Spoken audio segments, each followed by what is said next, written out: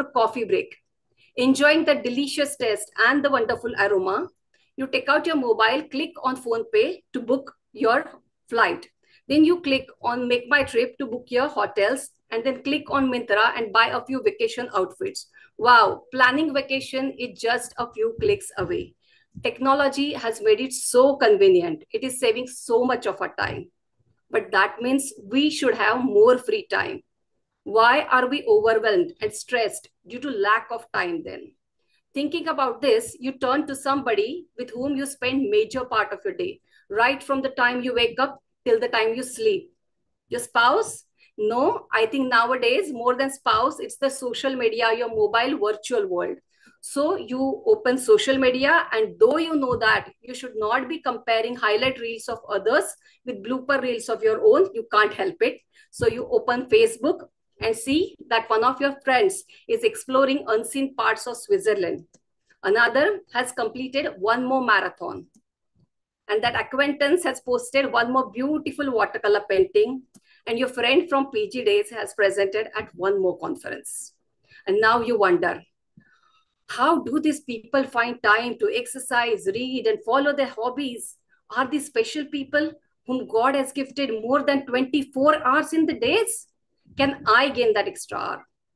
The good news is you can. How? Let's see. So first, let us accept that technology has not just brought convenience. It has also brought distractions and new ways of spending time. So we all have faced this, that we start scrolling and this just 5 minutes turn into 50 minutes before we realize. At the end of the day, we realize, oh, there is no fulfillment in scrolling social media, and still everyone does it the same thing next day. Why does this happen? That is because when you post something, you get a like, and that gives us instant gratification. There is a dopamine rush. Madam, there is... Hello?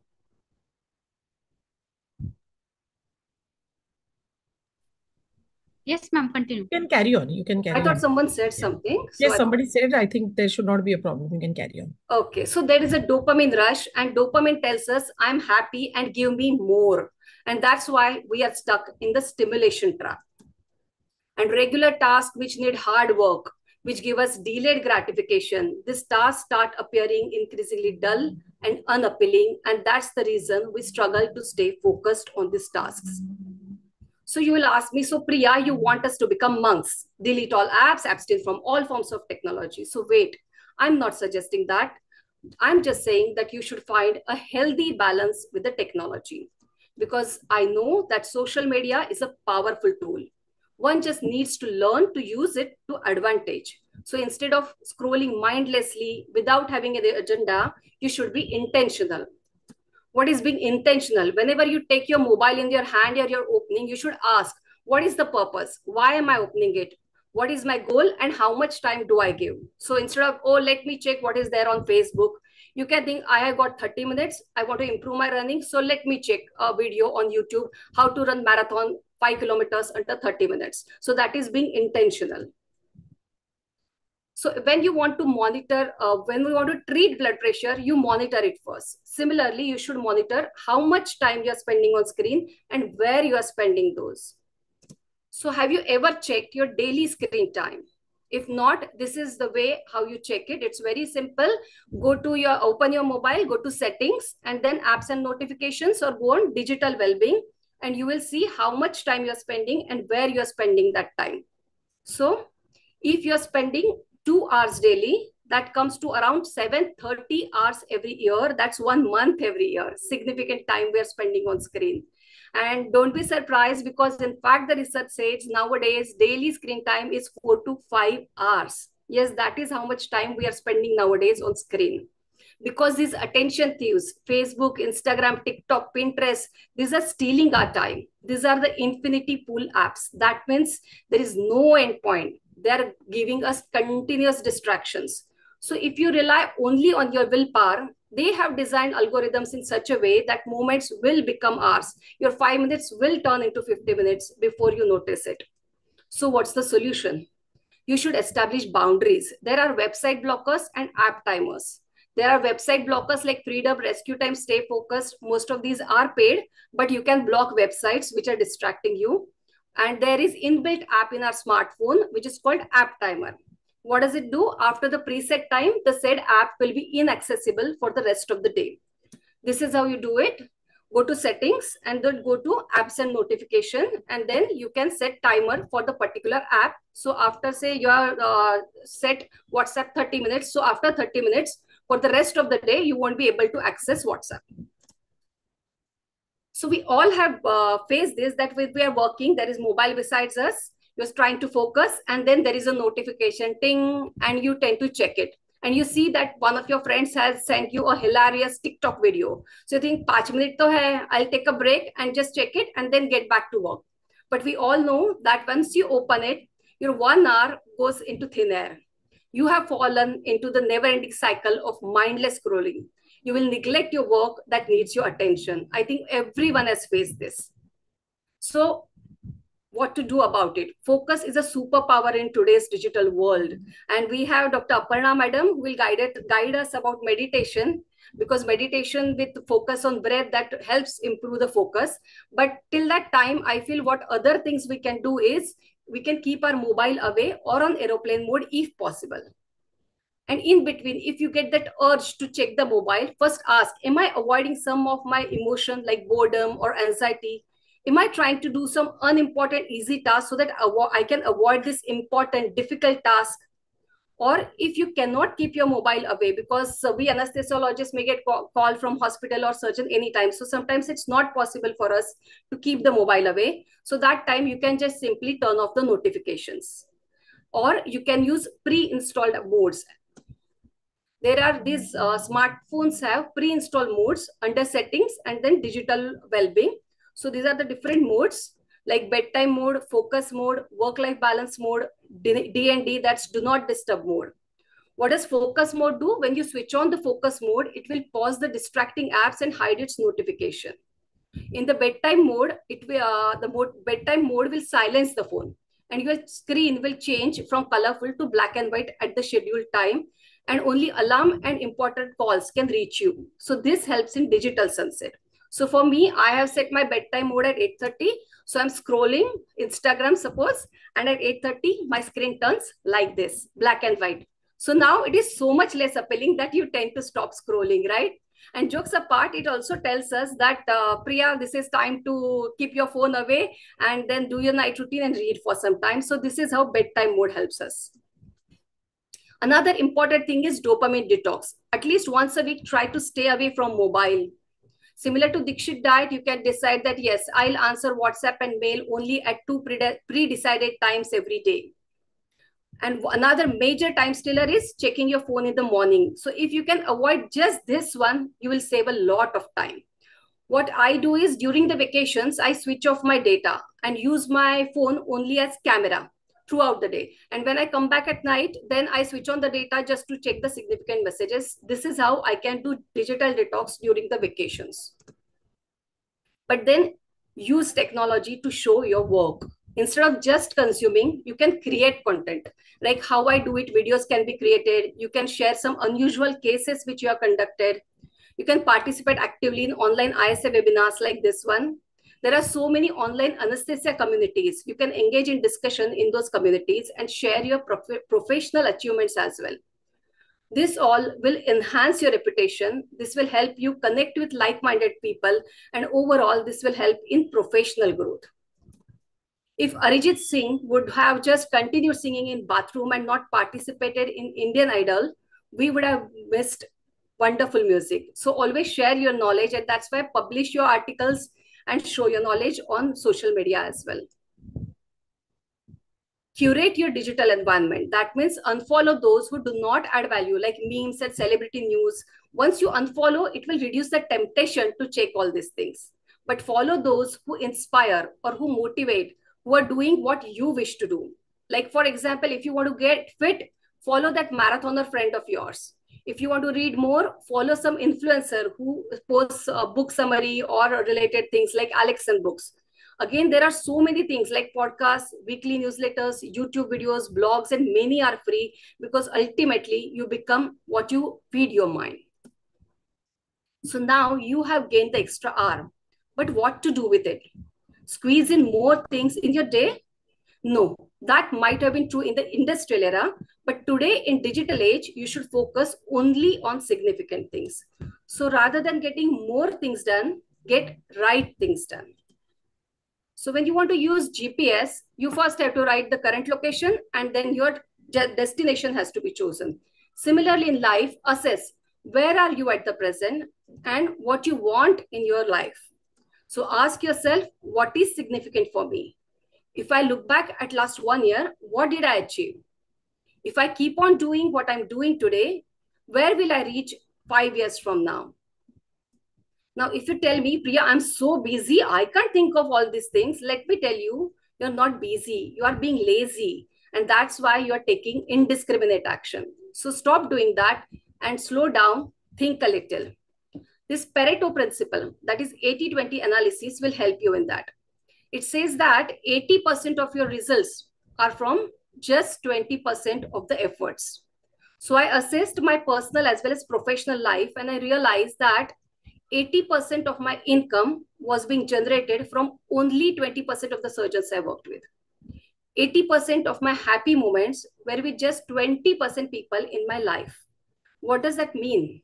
It means only a fraction of what we do is truly effective.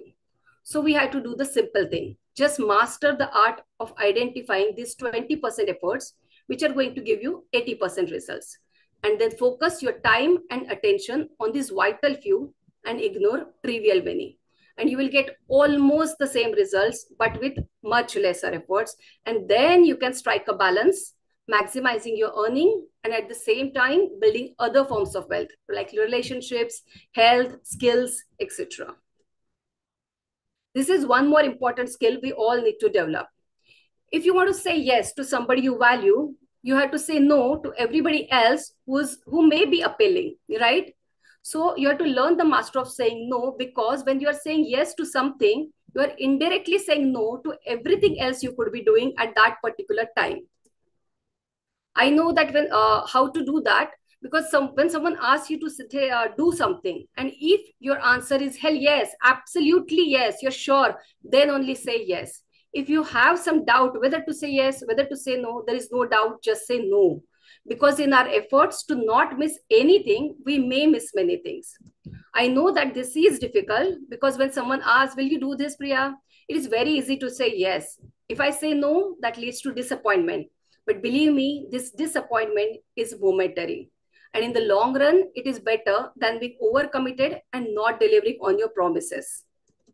So say no to social events, formal meetings, projects, which are not important for you.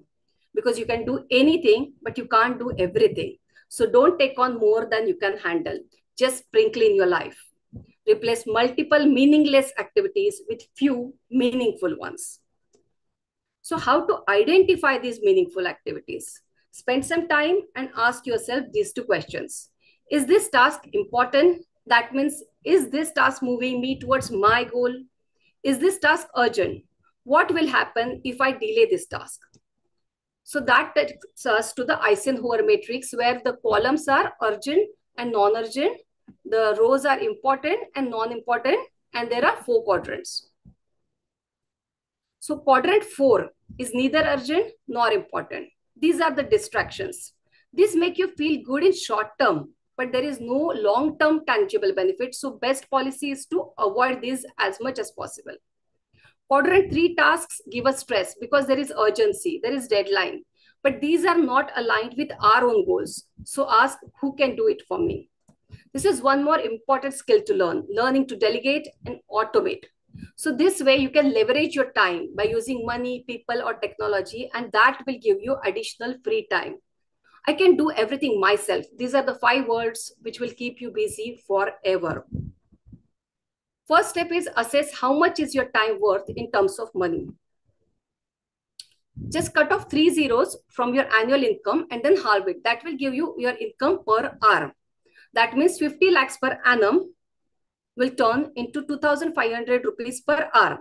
And then do only things which move you towards your goal, which help you earn, or which you enjoy. Delegate rest everything if it is cheaper than your money earned per unit time. Coming back to Eisenhower matrix, this quadrant 1, this has got clear deadlines and consequences for not taking immediate action. So you have to do it. But you remain in quadrant 1 for a long time and it will result in burnout. So its best policy is to focus on quadrant 2 so that you avoid tasks getting migrated to quadrant 1. Because this quadrant 2 is not urgent. There is no deadline. So you tend to postpone this task, though these are the tasks which are going to get you closer to your goal. So best policy is schedule this quadrant 2 task. To give you an example, we always refuel our car, get it serviced regularly, rather than waiting for a blinking indicator on the dashboard or car breaking down on our way to work, right? So similarly, relationships and health also needs regular maintenance work. And mind you, there are no blinking indicators here. So manage your quadrant 2 and avoid tasks getting migrated to quadrant 1. So to summarize again, quadrant 4 delete, quadrant 3 delegate, quadrant 2 schedule, and do quadrant 1. Imagine this is an empty plot of land. Will it turn into a garden by itself? Obviously, no. You have to take some action if you wish to have a garden. You have to think, which plants do I want? Where do I plant them? What are those plants? Add fertilizer. And on top of that, if you've got a gardener, you will progress faster. In similar way, you can't let your life run on autopilot mode. If you want something in your life, you have to take action. And if you find a mentor, you will progress faster. So these are the 3 simple steps how you can get anything done. GPS. Set a goal, make a plan, and create system.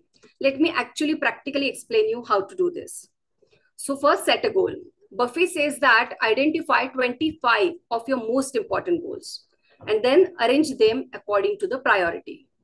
And now focus only on top 5. Rest are your distractors, which are not allowing you to focus your time and energy on your highest priority goal. So just ignore them. I believe that you should have one goal in each of these domains: work, relationship, and health. Work includes your skill, money, and growth. Relationship includes your relationship with spouse, your kids, your family, extended family, friends, community. And health includes physical, mental, and spiritual health. Because these are the 3 legs of the stool which provide stability and meaning to our lives. And all 3 are interdependent. Even if you remove one leg, the stool will become wobbly. So after you set the goal, write down the goal to give clarity, and then set a deadline. Because just like gases fill up the space available, similarly, work also expands to fill up the time available to complete it. So now you have set a goal, written it down with a deadline. What is the next step? Make a plan. Break down the goal into daily action, because goals provide you a North Star, just a direction. Now you forget the goal and focus on the daily habit. What does that mean? I'll explain with an example. Suppose you decided that my goal is to be well read. I want to read 25 books in this 1 year. Now this sounds so much out of reach. Let's break it down into daily habit. 25 books in 1 year. That means 2 books every month. That means 1 book every 15 days. On an average, each book is 300 pages. So that comes to 20 pages every day. Average reading speed of 40 pages per hour. That means you can read for just 30 minutes per day and you can achieve that goal. And now that sounds achievable, right? So why am I saying that you should focus not on goal, but on process? Because if you focus only on the goal, you will be happy only in the future after you achieve the goal. And you will need continuous motivation to keep going. And this motivation is unreliable. It keeps on fluctuating. And finally, you can't control the results. But instead, if you focus on the process, if you focus on doing just the daily habit, you will be happy daily after completing the habit. And it will give you immediate feedback. So that will keep you focused. So it will keep you going even on tough days. And you can control the process. So instead of focusing on the goal of, say, losing 5 kg by 31st December 2024, you can focus on exercising daily for 45 minutes. I think that's a better bet. So these tiny habits are going to give you big results. But mind you, this is not going to happen overnight. You need to be consistent. But there is a small problem here. Though these small things are easy to do and anyone can do it, still most people don't do it consistently. Why is it so difficult? And can we do something about it? Let's see. So these are the tricks which will help you stick to the tiny habits. We'll go through all these one by one. So first trick is habit stacking. That means when you are trying to develop a new habit, stack it on top of an established habit. So instead of just deciding, oh, I'm going to read daily, if you decide that I'll read daily at night after I brush my teeth, so you are more likely to remember and do it. Another trick is 2 minutes rule. That means scale down the habit and make it as easy to do as possible so that you can stick to it 90% of the times, whatever may be the conditions. Suppose I decide that even if I read just one page, I have completed the habit. So I'll stick to it most of the time. But remember that this is the entry point and not the end point.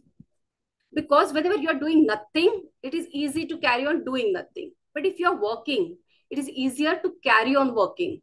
That's why simply start doing something and then learn to master the entry points, because these entry points are the decisive moments. Like every morning, we have this decisive moment. You can either wear gym clothes and go and run for 3 kilometers, or you can take mobile, open it and scroll 3 kilometers. What you decide in those 30 seconds will determine what you will do over next 1 hour. So organize your environment in such a way that this entry point is easier to conquer. Don't depend on your willpower. Just add friction to whatever you do want to do less. That means make it difficult to do. And whatever you want to do more, just reduce the friction. Make it easier to do. Like for example, if you just keep your mobile phone outside in the living room at night, most of the times you will avoid checking it first thing in the morning. If at night you just lay down your gym clothes, you're more likely to wear it and go for the run. You can try this. If you keep your cookies on the dining table, you're more likely to eat cookies, but just pick them up, shift them inside the cupboard and keep fruits there and you will eat fruits. Because we human beings are lazy, whatever is in front of me, whatever is easy to do, we tend to do that. But why does this happen? Why is it so that good habits are difficult to cultivate, but it is very easy to keep on doing bad habits? Because there's a basic difference here. So if you eat pizza, what is the immediate reward? You get the delicious taste which you enjoy. And that's why it is easier to stick to this habit of eating pizza. Though we know that if you keep on doing the same thing, the ultimate reward is undesirable. That's gain in weight. And how about gymming? What is the immediate reward? Muscle pain. And that's the reason it is difficult to stick to this habit, though we know that if you do it consistently, ultimate reward is desirable body. So the reward for good habit is in future and the reward for bad habit is in present. That's the reason for our difficulty in cultivating good habits. So is there any way in which we can get the reward for good habit in present? Yes, there is one that is called habit tracker. You can use a simple calendar like this one, or you can draw habit trackers like this in your bullet journal, which I'll explain in few minutes what is bullet journal, or even commercially available these habit trackers are available on Amazon. Just put a cross every time you complete the habit. Put a cross on the habit tracker. That gives you immediate visual feedback. There is a dopamine kick and there is instant happiness, and that helps you stay disciplined. Also, follow 2-day rule. That means never let 1 day of missed habit turn into 2. Don't break the chain. Recommit to the process. It is not because you want to be perfect all the time, but it's because momentum can swing in either direction. Also, monitor your progress. Reward yourself when you achieve milestones, just like those video games. Reflect on the process. What is working? What is not working? Is this goal still important for me? And then adjust accordingly, because ultimately direction is more important than speed. So putting it all together, I feel bullet journal, Bujo, is one of the best habits that I have cultivated over last 7 to 8 hours. Years, I mean, not hours. So Bujo is a combination of planner, to-do list, diary, second brain, tracker, calendar, everything in one. I prefer to use a simple dotted grid A5 size notebook because it offers flexibility. You can customize it as per your need, and you can get as creative as you want, or you can be as simple as you want. So first page, I write down the key like this, task, and there are symbols like this, and then draw index like this one. And then make the annual spread.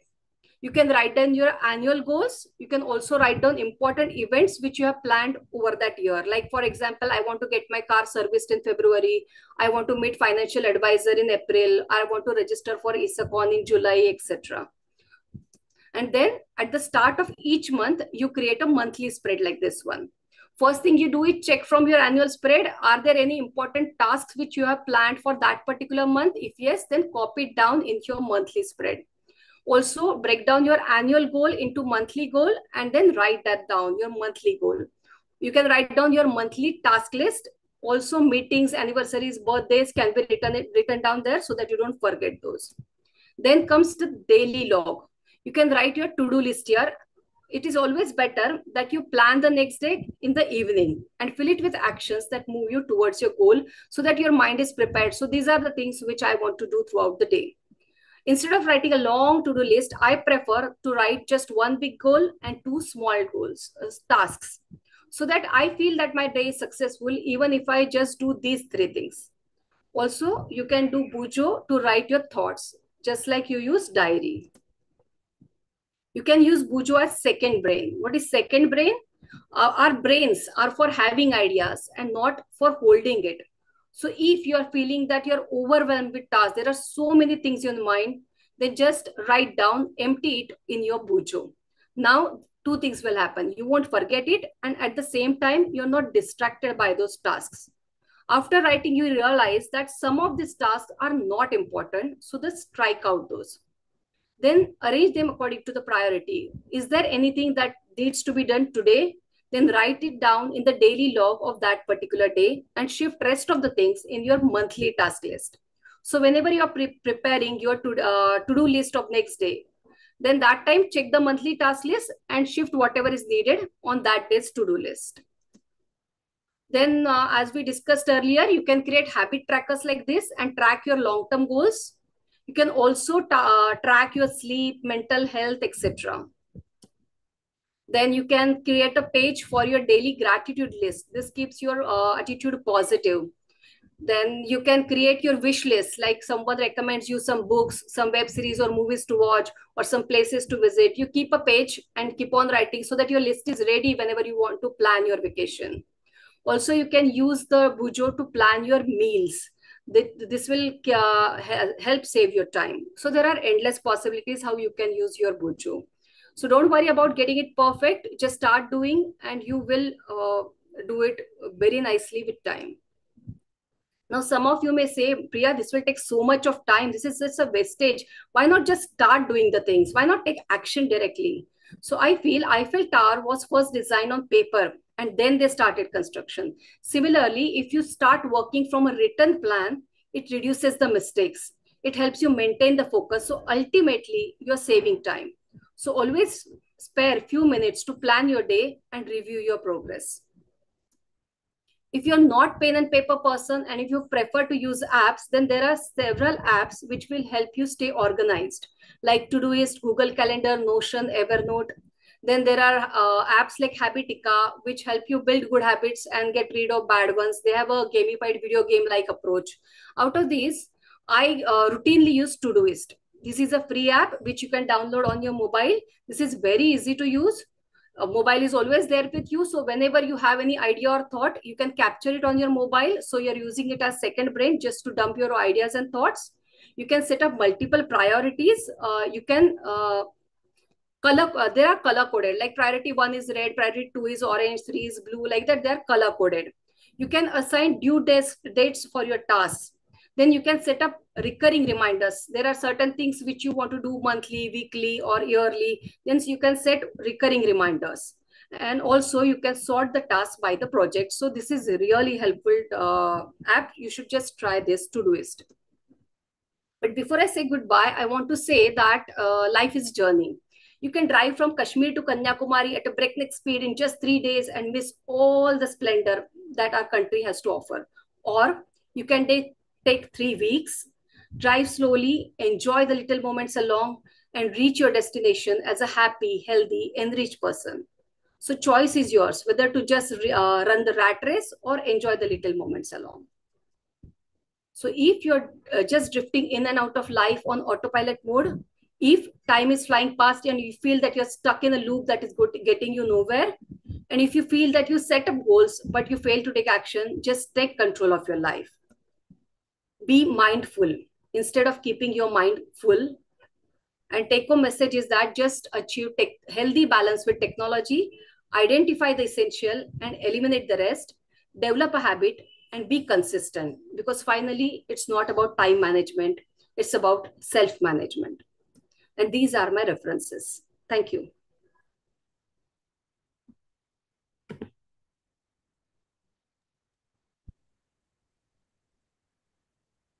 Thank you, Dr. Priya Sadarthi, madam, for such an enlightening talk about time management and providing us with some real useful tips.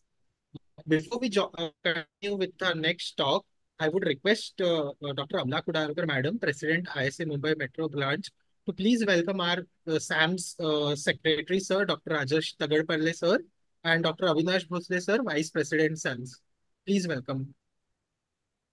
Good evening, everybody. ISA Mumbai Metro Branch is happy to welcome Dr. Avinash Bhosle, sir, Vice President SAMS, and Dr. Rajesh Tagadpalle, sir, Secretary SAMS. And what a glorious lecture it was. Yeah. It was super awesome. It is very heartening to see that you have grown up so well. Really nice. Thank you so much, ma'am. Always pleasure to present in front of teachers. Yeah, yeah. I mean, it was really overwhelming the way you presented. What is the role of just lazing around? Sorry? Just lazing around. Okay.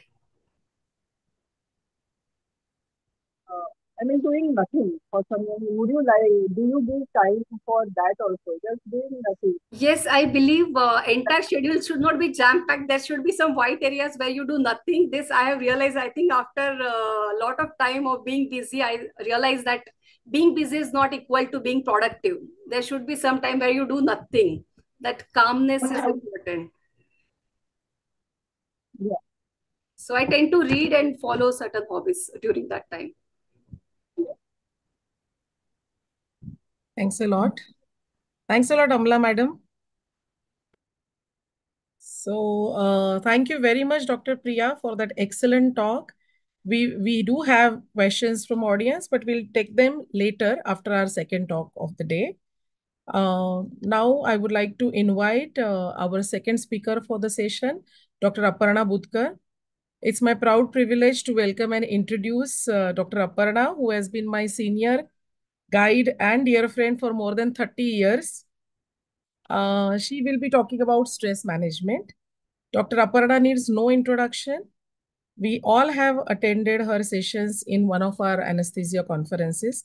She is working at Jaslok Hospital, Mumbai for last 22 years. She is a faculty of Art of Living organization and regularly conducts online and offline breath and meditation workshops, yoga workshops, and stress management sessions. She has conducted numerous sessions for doctors, medical students, nurses, hospital administrators, schools, Indian Navy, Rotary Club, and patients with chronic diseases like Parkinson's, end-stage kidney disease, and cancer. Her articles regarding benefits of Sudarshan Kriya have been published in MISA News, State and National Anesthesia newsletter. A sincere request to all of you to keep your cameras on during this session, as this is going to be an interactive session. So over to Dr. Aparna.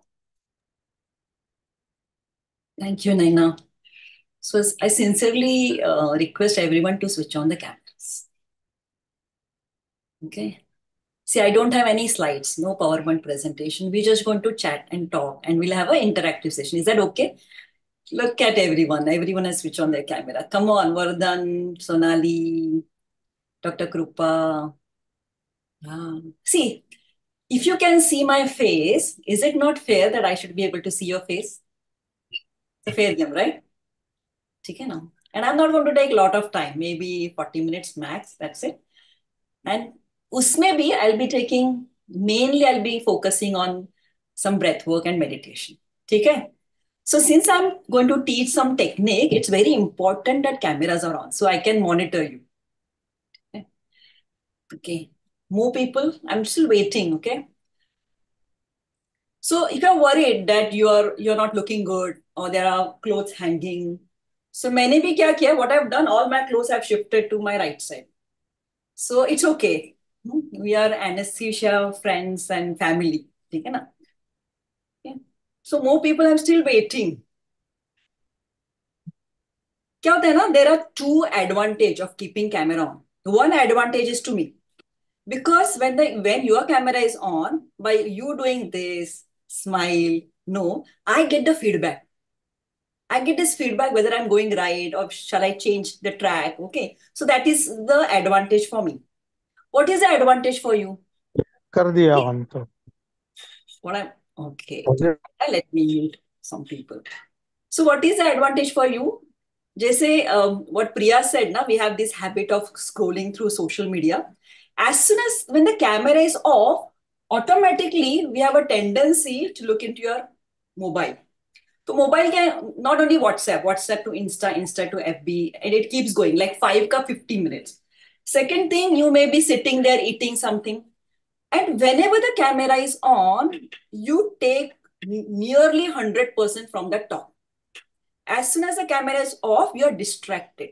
So if you want 100% from this talk, I want everyone to switch on the camera. Is that enough? Yeah?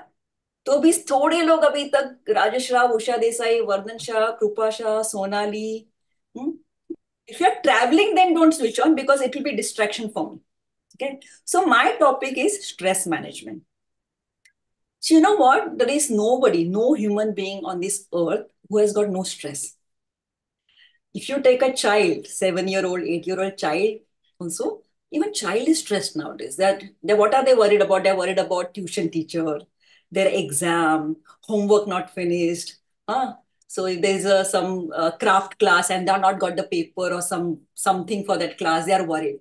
Or if you take a grandparents, the 80-year-old, even the 80-year-old grandparent are worried. What are they worried about? They're worried about their finances, their health, their relationship with their family members. So there's nobody on the earth who's not stressed. So before I go further, I want you all to put maybe one thing which causes stress in you, which can be related to anesthesia or at work. Just quickly, you're not going to unmute. You just can use your chat box and you tell me what is that stresses you quickly, which can be anything. It can be your maid not coming on time. It is you're not getting your daily Uber. Time management. Yeah, same. Time management is and that's why we had this big lecture by Priya on time management. Anything else? Come on, Kala, are you there? Overlapping cases and being late for next case. Yes, again with the time management. Time management, Pramod, Bhale time management. Okay. Priya, your lecture was very important because most common problem is time managing overlaps. Okay, very good. All of you can just put one. Just put one. There are more, right? We are worried about our kids' study, the exam, right? Getting up on time. Come on, everyone participate. Children's future. Yes, absolutely right, Varsha. Multitasking. Yes, Dr. Narayan. Very good. Health. Yes, Priya. Weight gain of my son. Yes. Maid not coming. Yeah. Alice's case at some gynecologist. Okay. Aging parents. Yes. Kids admission. Very good. Okay. Any more? Health? Yes. Good. So why are we worried about the stress? Why there is such session on stress management? So what does the stress do? So whenever you are stressed, your hypothalamic pituitary adrenal axis gets stimulated and there's a release of cortisol. Also, there is a sympathetic uncertainty. Yes, Renu. Sympathetic stimulation. And all these hormones and neurotransmitter cause havoc in your body. So this is flight and fight response. So maybe 5,000 years back, you can stop. Badminton poor performance. Okay, I mean, we can stop the chat. Okay. So you know what? Maybe 5,000 years back during that cave age, those people used to get worried if wild animal आता था तो tension होता था, then fight and flight response होता था. But what's happening now?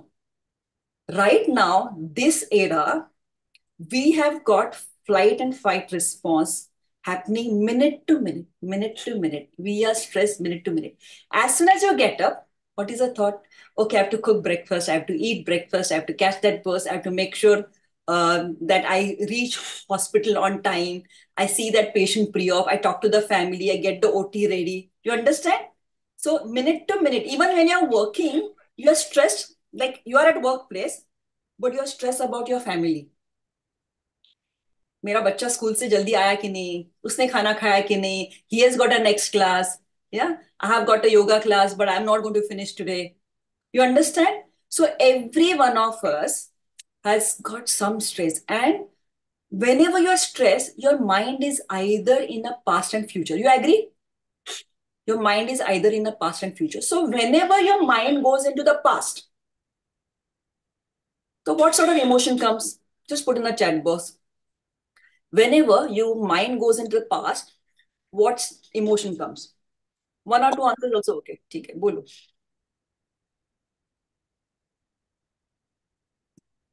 Anyone? Regret. Excellent. Bhavya, Saji, regret. Excellent. Anxiety, regret. Okay. Priya says regret, anxiety. Regret. Absolutely right. Some regrets. Whenever your mind goes into the past, as all of you said who mentioned, regret is the most common emotion of the past.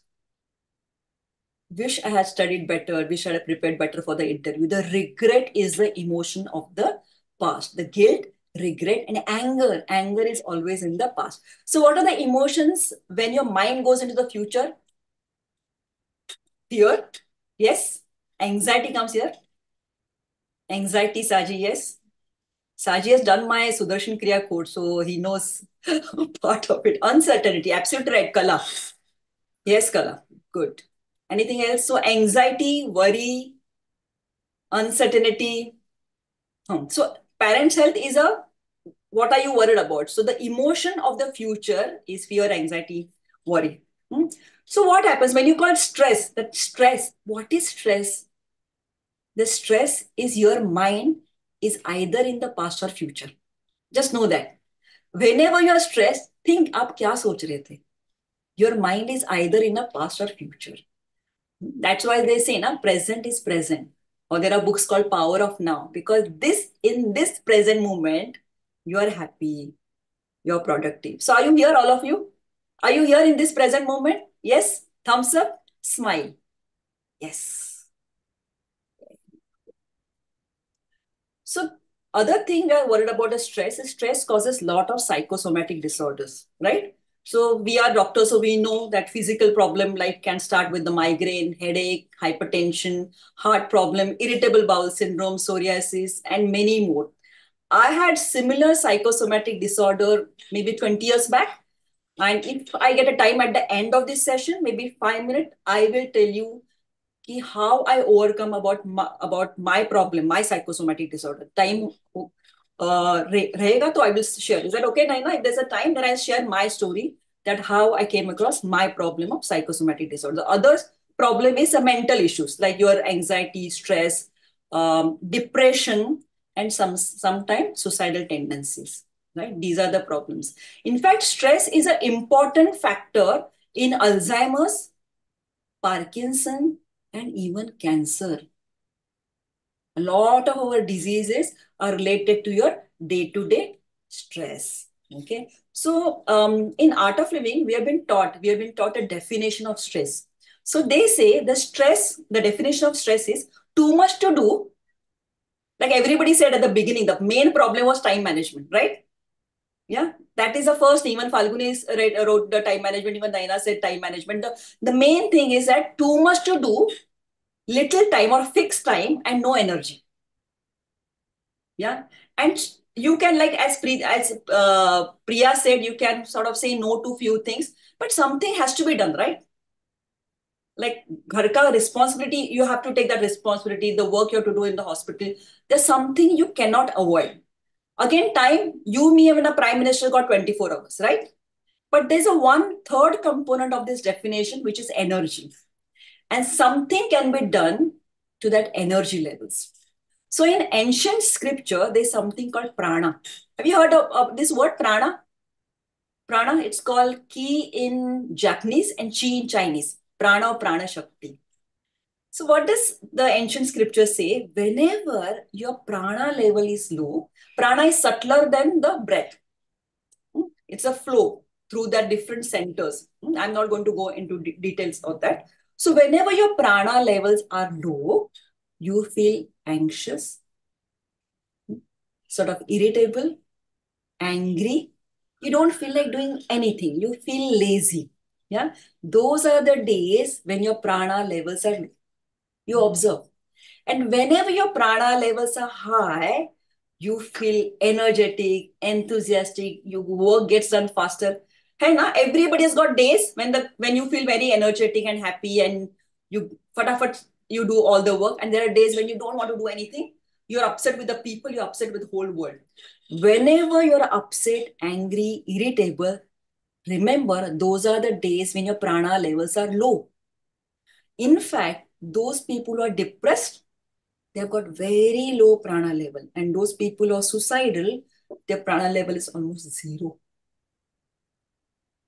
So something can be done to increase our energy level. And that is the answer to the stress management. So before I tell you the answer to how to increase your energy level, I want everyone to put what you think and what gives you energy. What are the things which makes you happy and energetic? Just put in the chat box.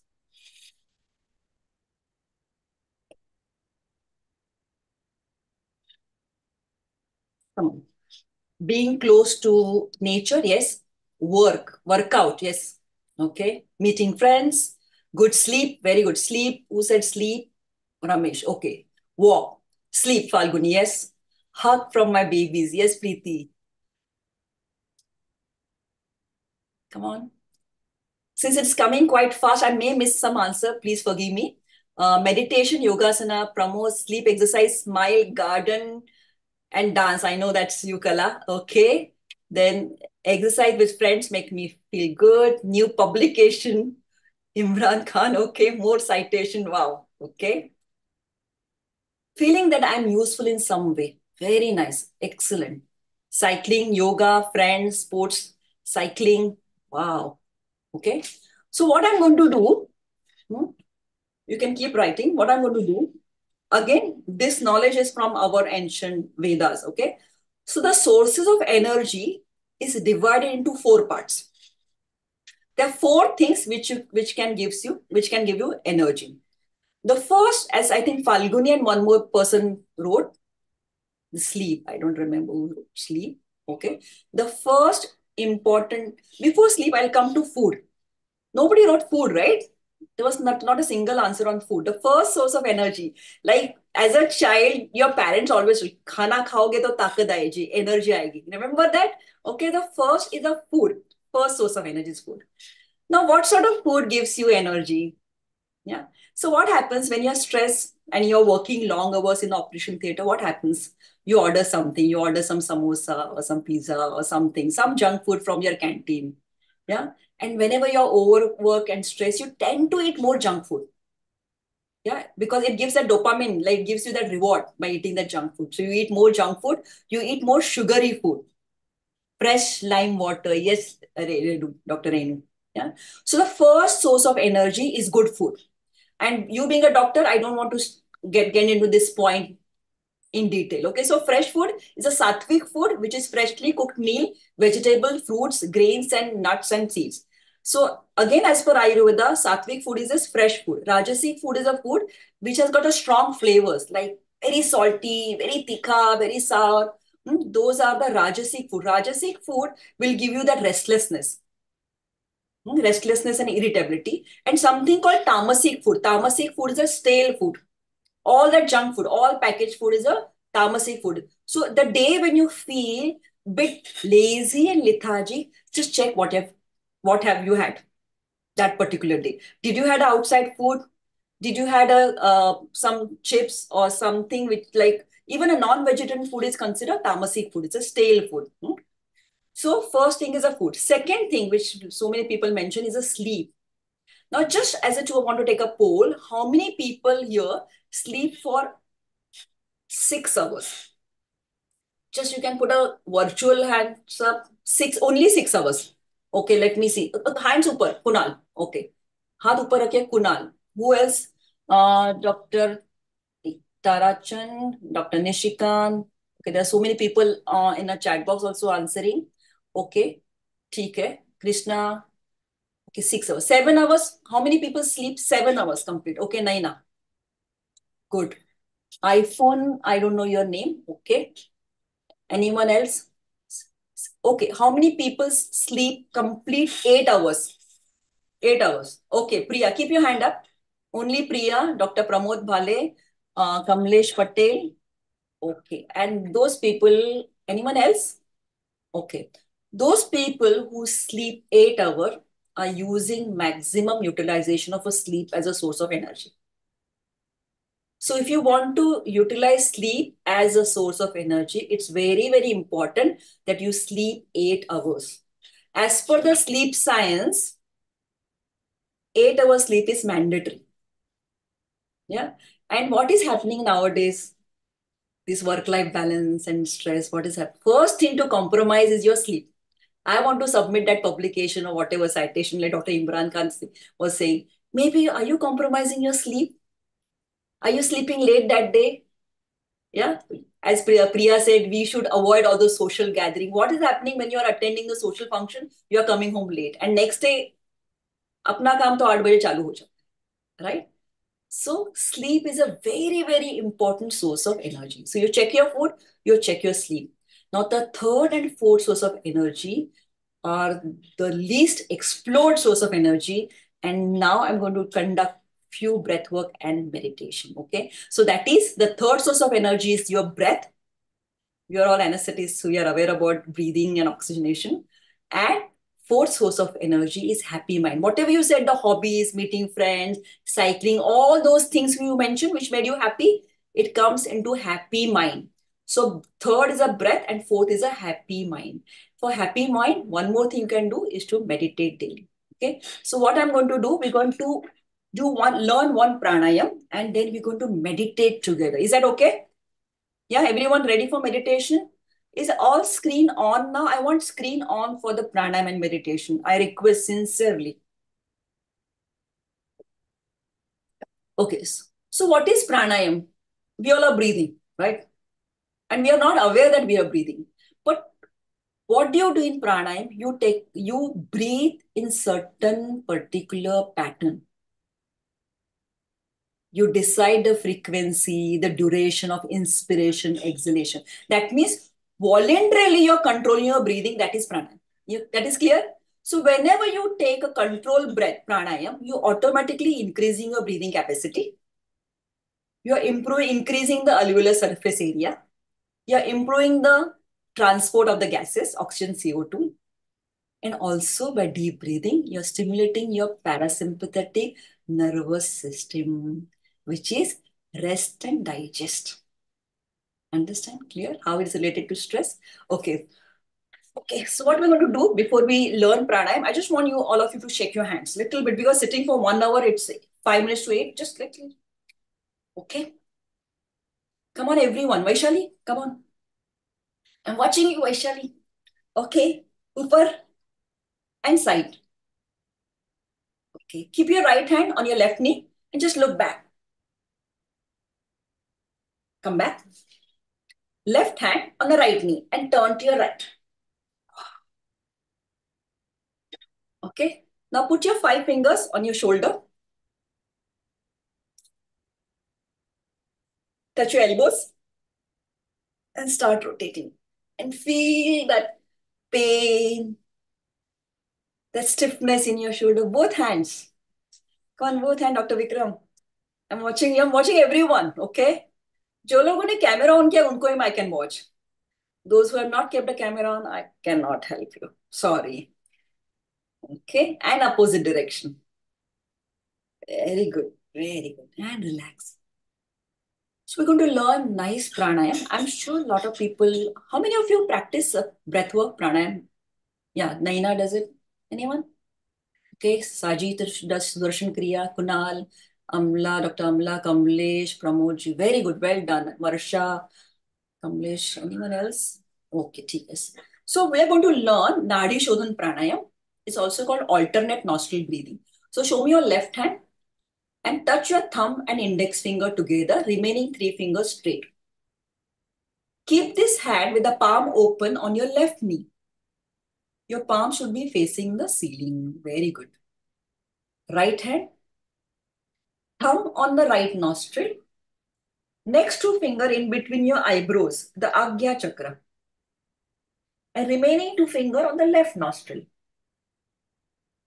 Keep your eyes closed and listen to my instruction. Shoulders relax. Breathe in through both nostrils. Close your right nostril with the thumb and breathe out through left nostril. Breathe in through left. Breathe out through right. Breathe in through right. Breathe out through left.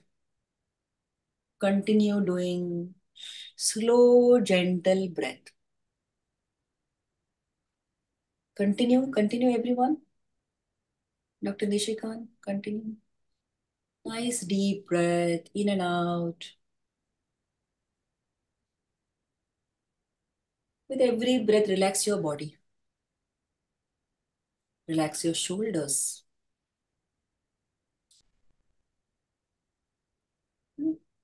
Very gentle breath. If anyone is sitting next to you, they should not be able to hear that you are breathing. Okay? That gentle.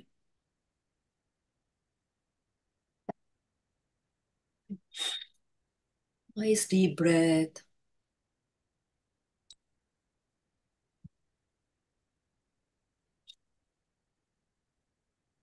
Continue. With eyes closed. Aankhein band.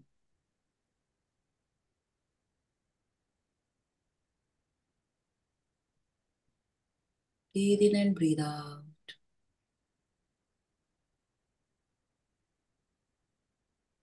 Now, after exhaling from the left nostril, you can relax your right hand on the right knee. Breathe out from left nostril and you can keep your both the hands on your knees. We are going to meditate together now. Small dhyan we'll do. So what is to expect? You are going to sit comfortably wherever you are. If you wish to take a back support, you can take a back support. Everyone, please keep yourself on mute. Let me check and be calm down. Okay. So you can take a back support. And if you're sitting on the chair, make sure your hips are back. Hips are touching the back of the chair. So automatically spine becomes erect. No, don't slouch. Make sure your phones are on silent and nobody enters your room for next 5 minutes. We'll do very small, simple meditation. Shoulders are relaxed and eyes are closed. Aankhein band. You're going to gently listen to my instruction. That's it. And you will open your eyes only when I tell you to open your eyes. Okay. Take a deep breath in and breathe out.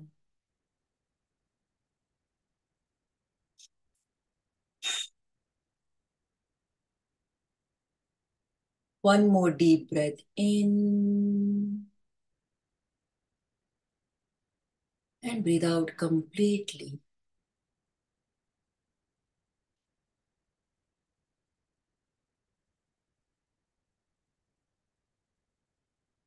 Listen to all the sounds in your surrounding. Maybe sound of a fan, AC, people talking in next room, sound of traffic.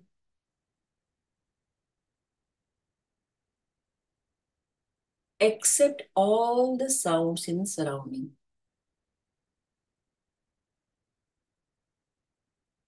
Just let it be.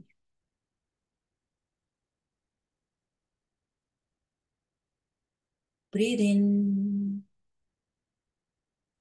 and breathe out. Now you're in harmony with your surrounding.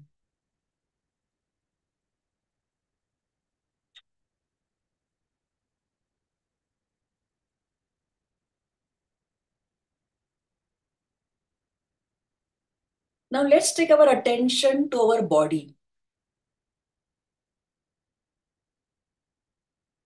Our body is a beautiful gift from nature, from God. Let's honor and respect our body. एक लंबी गहरी सांस अंदर और छोड़ दे बाहर. Now gently take your attention to your right foot.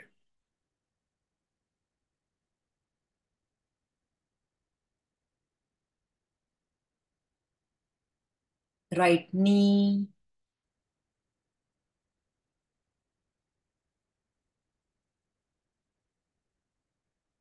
Right thigh and hip. Gentle attention.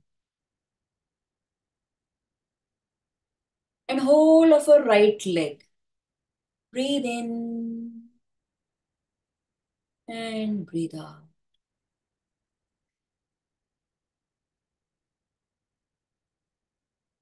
Keep your body steady. Don't keep moving.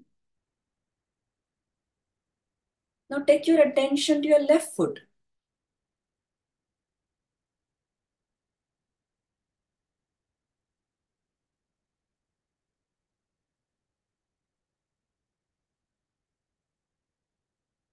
Left knee.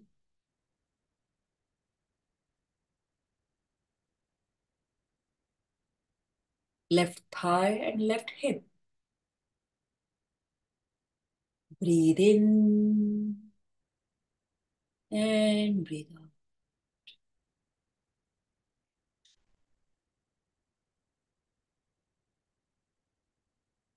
Take your attention to your abdomen, navel area. Just see how your abdomen is moving with every breath. Chest.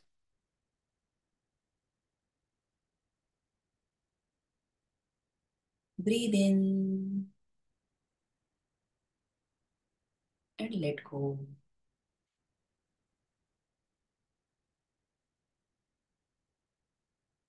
Right shoulder.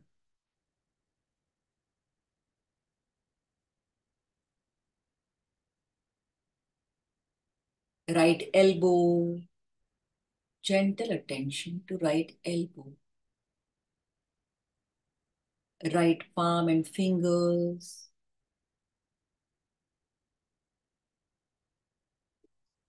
Left shoulder.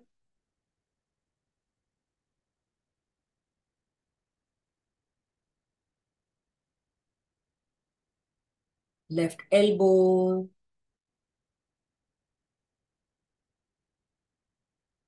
Left palm and fingers. Breathe in and breathe out.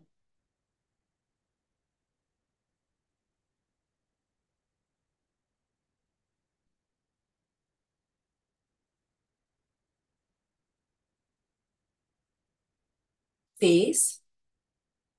Relax your face. Maybe gentle smile.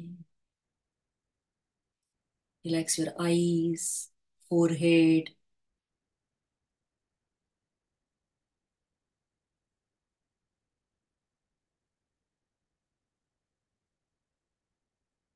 Head. Top of the head.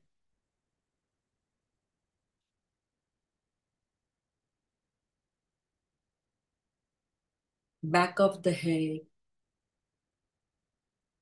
And whole body. Breathe in and breathe out.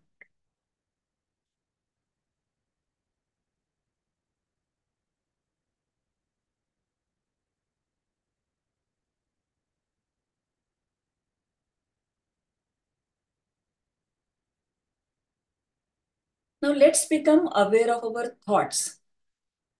Just observe your thoughts.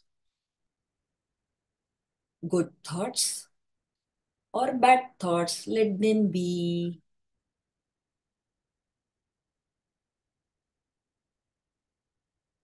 Breathe in and breathe out.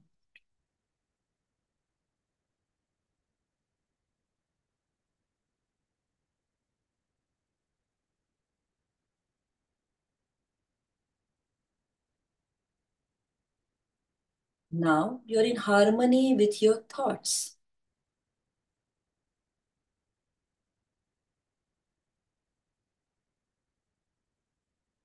Take your attention to your feelings. Good feelings or not so good feeling, it's okay. एक लंबी गहरी सांस अंदर और छोड़ दे बाहर.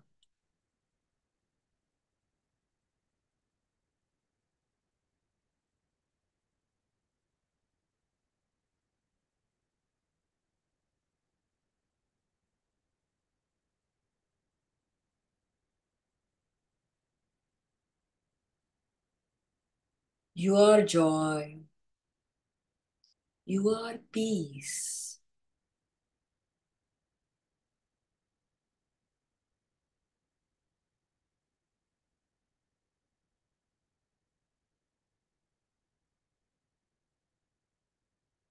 Once again, let's become aware of our feelings.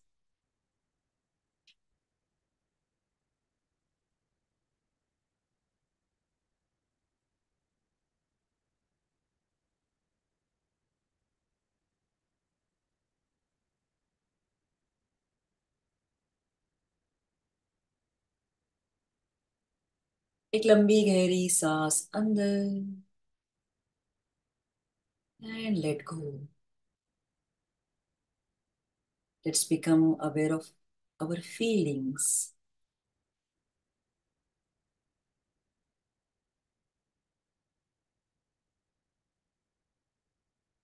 Now become aware of your thoughts.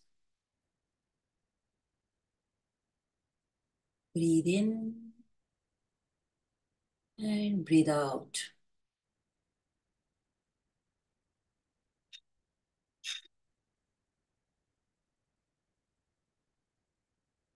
Let's become aware of our body.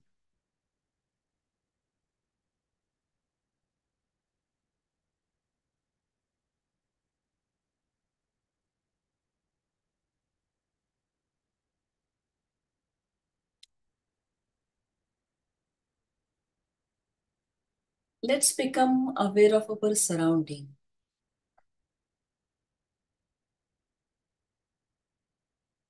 Become aware of all the sounds in the surrounding. Once again.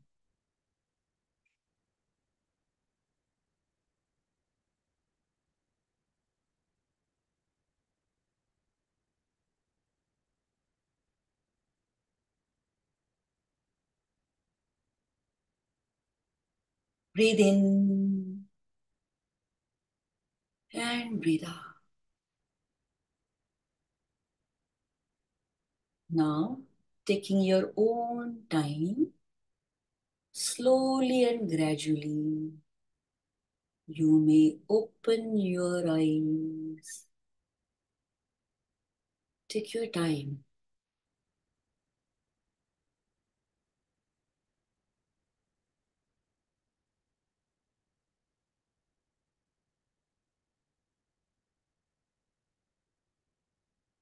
Gently open your eyes.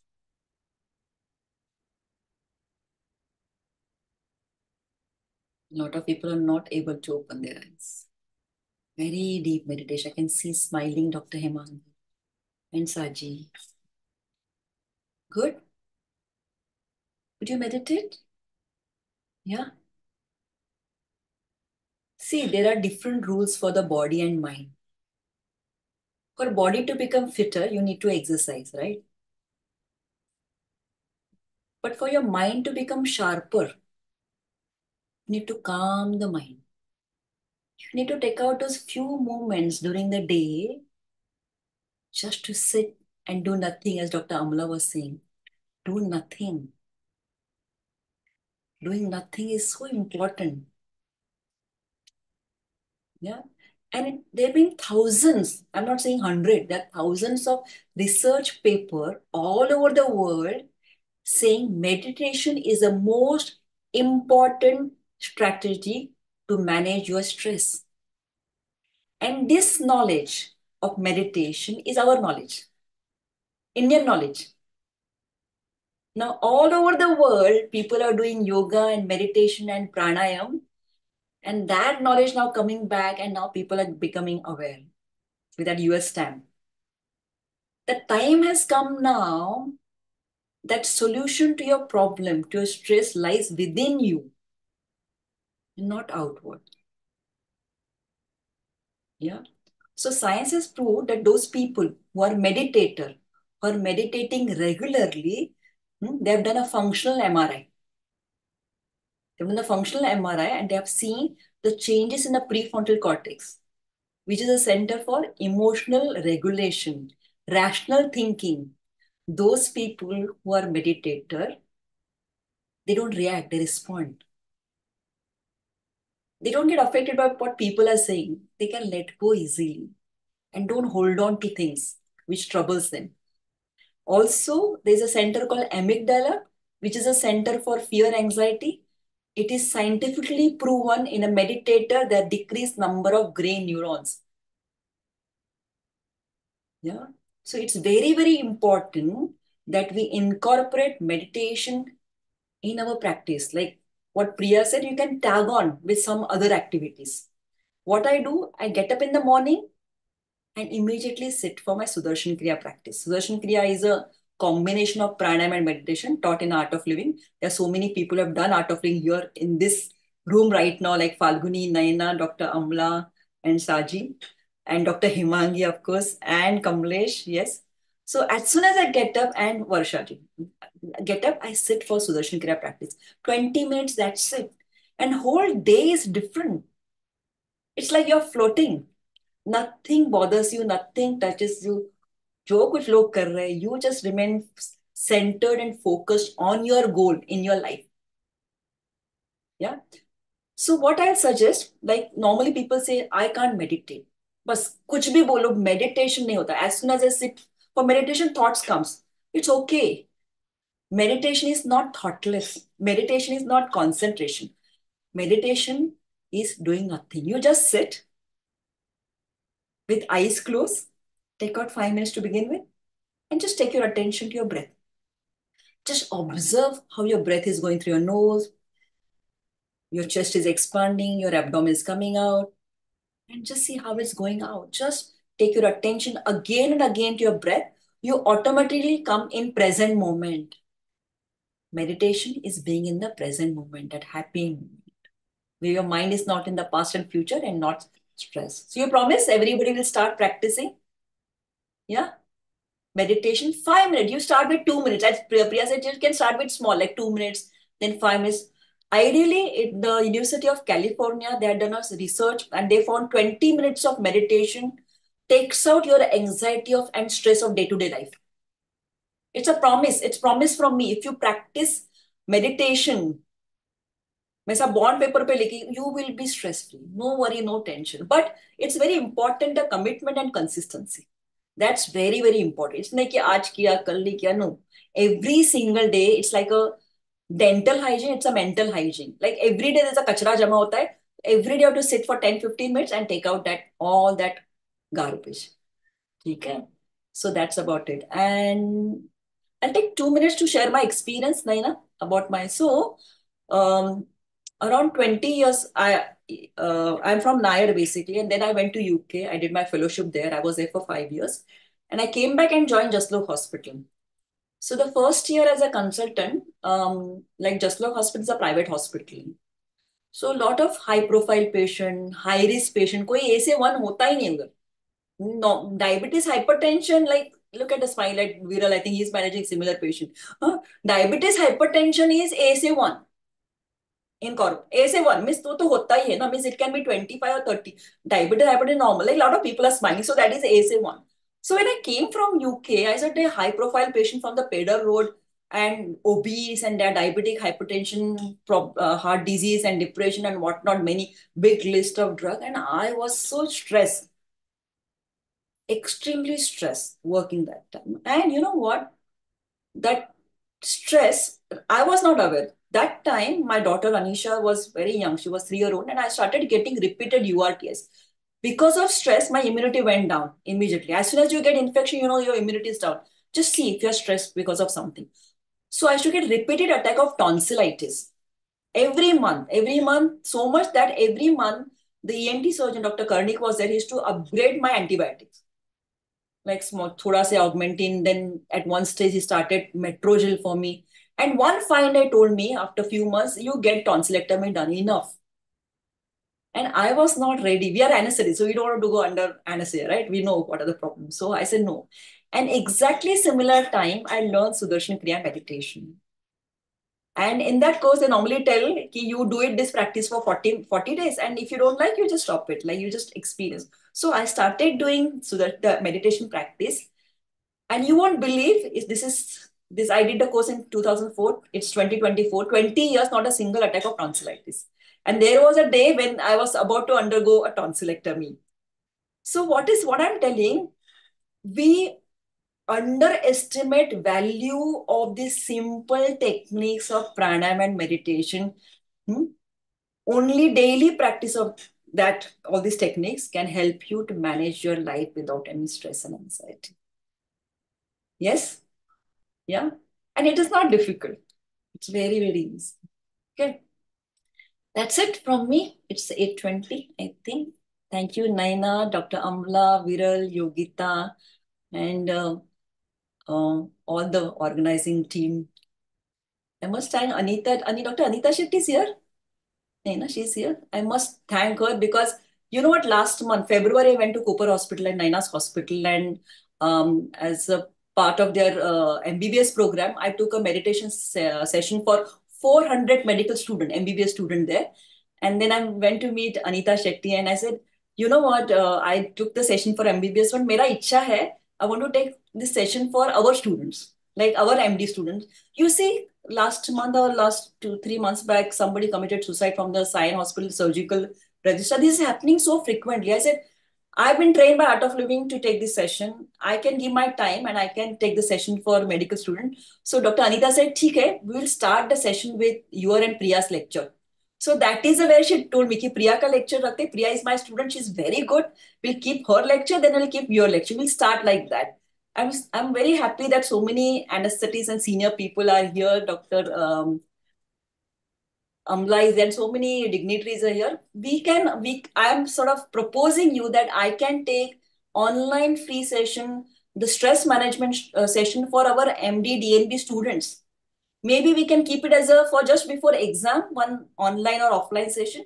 Just I can teach them few techniques. I can teach them what to eat, how to sleep, small, simple thing. And that will help to come out of that anxiety and stress. Okay, na? So thank you so much. Thank you.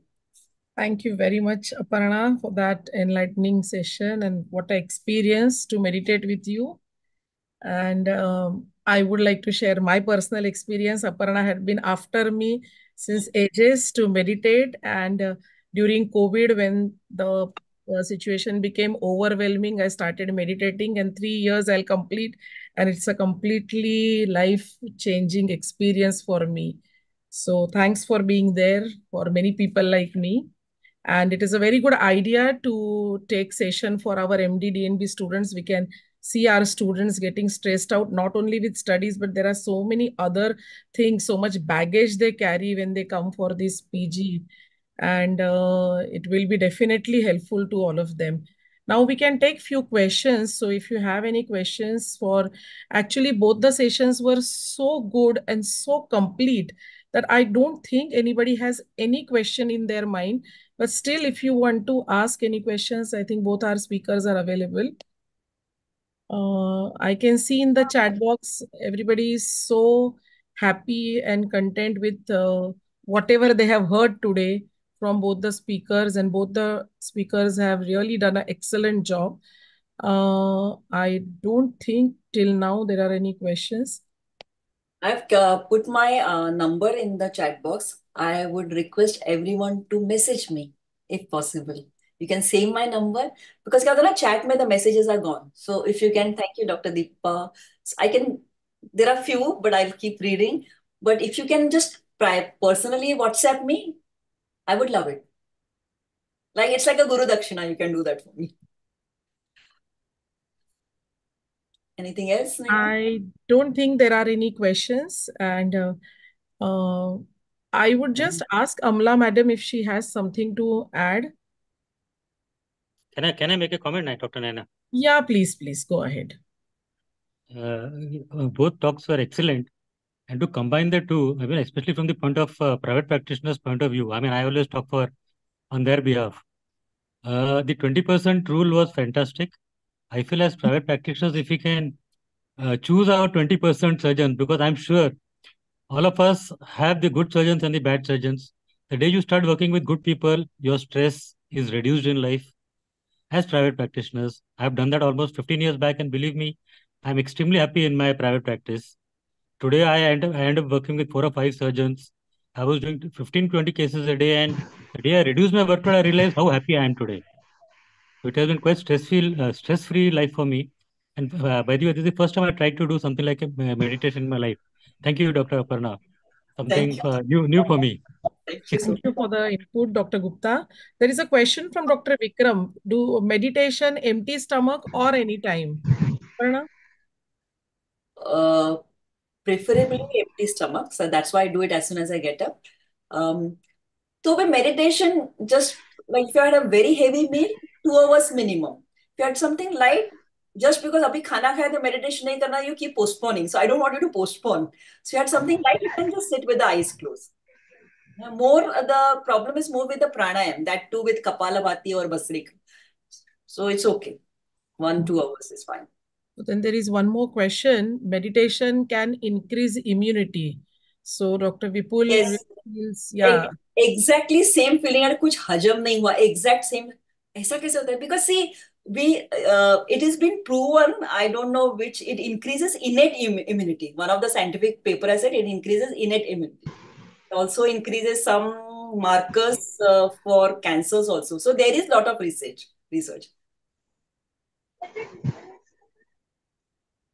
So Thank can I just summarize? Can I add my Yes, comment? ma'am, please. Uh, what thinking over the stress that we say, it comes from wanting more, stretching and overstretching yourself. You want to have more. Then for some, there is a need to be visible, need to flaunt whatever you have. Then always there is a fear of missing out. You feel that you are being neglected. So that is another cause of stress. Another very important cause of stress is lack of knowledge. Remember, knowledge is power, and it is better to possess knowledge. If you don't know anything, then you feel you become diffident. So that is something that you don't want to do. Another next thing what I have observed is inability to say no. You have to say no firmly, because then if you accept so many things, so many responsibilities, you are not doing justice to either of them, and in the bargain invite a lot of problems. Another thing of stress is not anticipating things. You are doing a bad mistake. What can go wrong in this case? Anticipate. So whenever actually that complication occurs, you are mentally prepared for this. Now, of course, you will otherwise also prepare for any eventuality.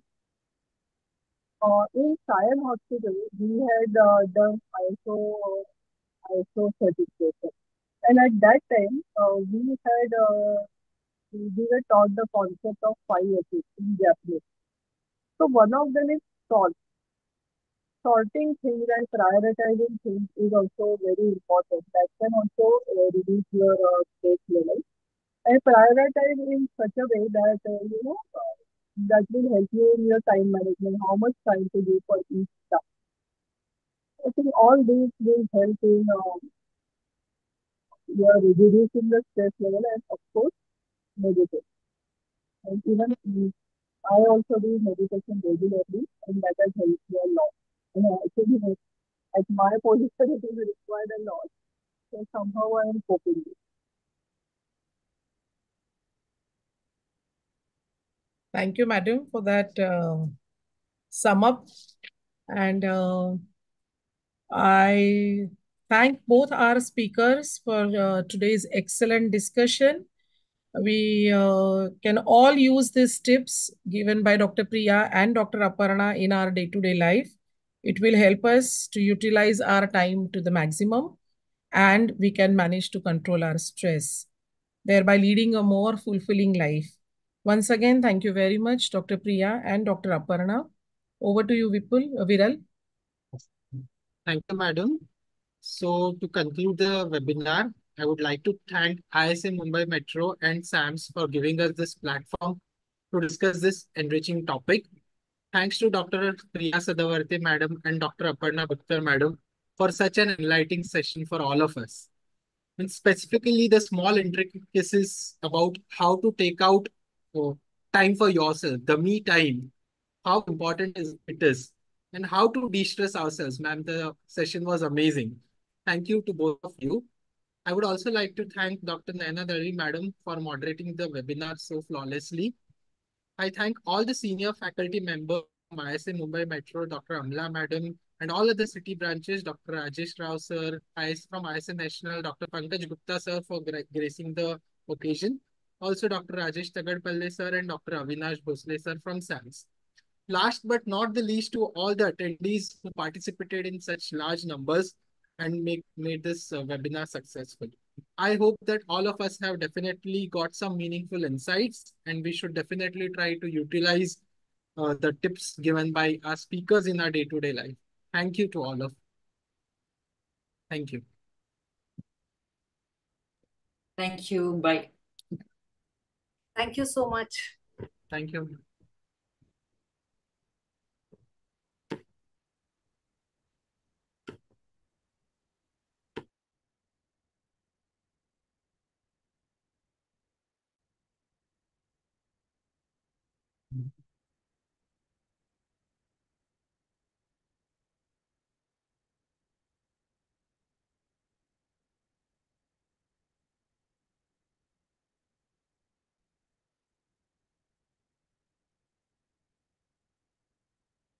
Hello. हा madam, आता webinar संपलं तर मी host आहे तर मला दुसरं काही